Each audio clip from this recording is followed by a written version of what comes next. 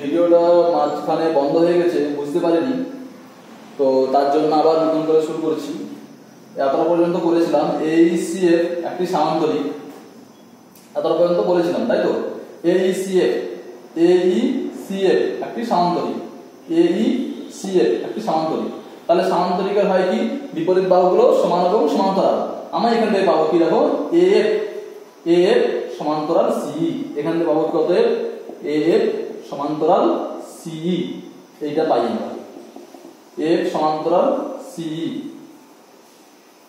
এবার লক্ষ্য করে দেখো এই ত্রিভুজটা লক্ষ্য করে দেখো তো, AQC, এই ত্রিভুজটা লক্ষ্য করো, AQC লক্ষ্য করে দেখো তো কি আছে, ত্রিভুজ AQC,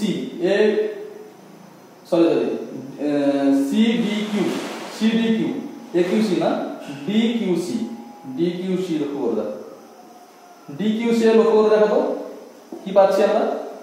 দেখো এই বাহুটা একটা হচ্ছে কিনা সিডি বাহুর মধ্যবিন্দু, আবার কি এই সরলরেখাটা কি, এটা সমান্তরাল, কারণ এখানে প্রমাণ করেছে এটা এই সরলরেখাটা এই সরলরেখা সমান্তরাল। তাহলে একটি ত্রিভুজের একটি বাহুর মধ্যবিন্দু দিয়ে অঙ্কিত সমান্তরাল সরলরেখা অপর বাহুকে কি করবে, সমদ্বিখণ্ডিত করবে। তাহলে এই বিন্দুটা কি, DQ এর সমদ্বিখণ্ড, তাহলে DP সমান PQ। তাহলে এখান থেকে পাচ্ছি কি আমরা, DP সমান PQ। আবার ত্রিভুজ ABP থেকে কি পাচ্ছি দেখো তো, ত্রিভুজ ABP এর কি পাচ্ছি দেখো তো, এই AB বাহুর মধ্যবিন্দু হচ্ছে E, আবার এই সরলরেখাটা হচ্ছে এর সঙ্গে সমান্তরাল, তাই তো, যেহেতু এটার সাথে এটা সমান্তরাল, তাহলে এই সরলরেখাটা হচ্ছে সমান্তরাল। তাহলে এটা এই বিন্দুতে ছেদ করেছে, এই বাহুটাকে যে এই Q বিন্দুতে ছেদ করেছে, BP বাহুটাকে যে Q বিন্দুতে ছেদ করেছে, তাহলে Qটা হবে কি, এই সরলরেখাটার মধ্যবিন্দু। কারণ আগের উপাদ্য 21 অনুযায়ী এই বাহুটার মধ্যবিন্দু দিয়ে অঙ্কিত অপর একটা বাহুর সমান্তরাল সরলরেখা বাহুকে তৃতীয় বাহুকে কি করবে না, সমদ্বিখণ্ডিত করবে। তাহলে কিউটা কি, PB এর সমদ্বিখণ্ড।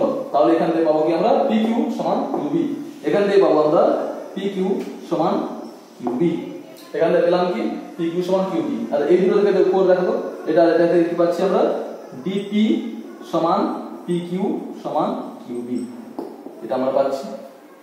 এটা হচ্ছে প্রয়োগ 9। এরপর উপপাদ্য 22, এরপর উপপাদ্য 22 সম্বন্ধে একটু বলে দিই, তোমাদের প্রমাণ সিলেবাসের অন্তর্ভুক্ত নয়। উপপাদ্য 22 কি বলেছে, উপপাদ্য 22 বলেছে তোমাদের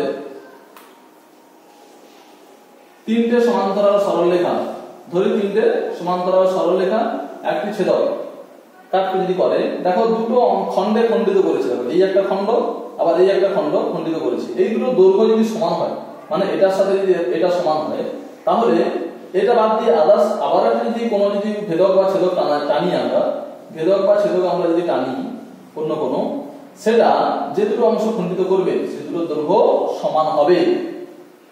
মানে আবার বলি, তিনটে সমান্তরাল সরলরেখা একটি ভেদক যদি পাস করে, তাহলে যে দুটো অংশে খণ্ডিত হয় সে দুটো অংশ দৈর্ঘ্য যদি সমান হয়, তাহলে অপর একটি ভেদক যদি ওই তিনটে সরলরেখাকে যদি খণ্ডিত করে, তাহলে এই যে দুটো পার্ট হচ্ছে সে দুটো পরস্পর সমান হবে।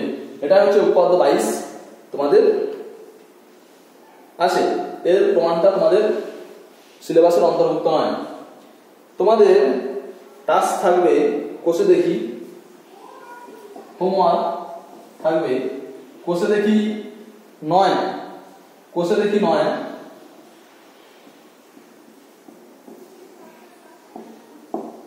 15, 16 দাগ, 15 আর 16 দাগ তোমাদের হোম টাস্ক থাকলো। 15 MCQ আছে, 16 আছে শর্ট অ্যান্সার টাইপ প্রশ্ন। 15 আর 16 তোমাদের পড়া থাকলো।